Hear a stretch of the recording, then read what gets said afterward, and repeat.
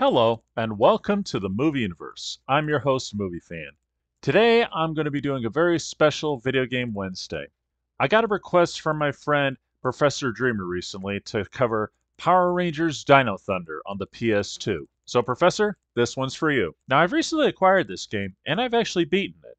And it's pretty cool, because unlike all Power Ranger games, you fight strictly as the Zords. You don't fight as a Power Ranger at all. And as you go along, you gain other Zords, and in certain levels, you fight as a Megazord. And that's pretty awesome, getting to play strictly as the Zords, because, isn't that always the best part, to be the Zords themselves?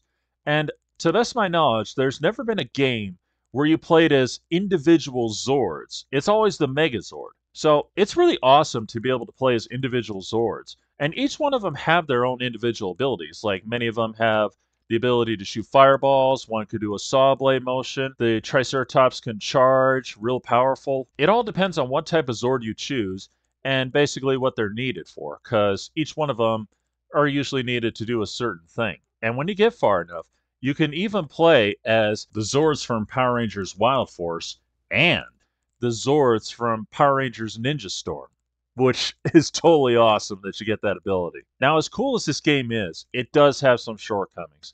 And they're pretty big shortcomings, I hate to say. For instance, when you get the cutscenes with Tommy Oliver and the other Rangers, unfortunately, they did not get Jason David Frank to play Tommy in this game. Whoa, slow down, Connor.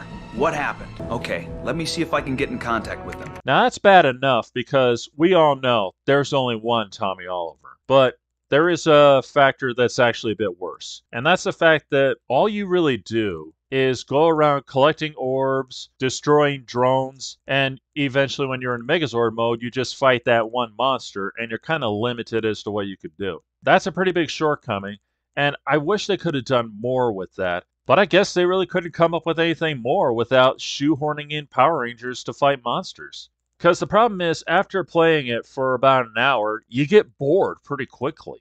But, I would say that this isn't exactly the greatest Power Rangers game, but it does have some better points. At least it's a lot better than Power Rangers Super Legends when you do the Megazord fights. Because, as I said before, you're in the Megazord, you're fighting the main boss. But are you punching? Are you kicking like they did in the games that preceded it? Nope. Instead, you're playing Match the Buttons. I'm not kidding. Just watch.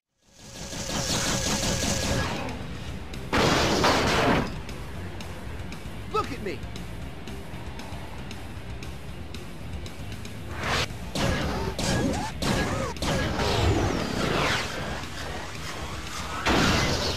So, if you love to play as the Zords, this is a game for you.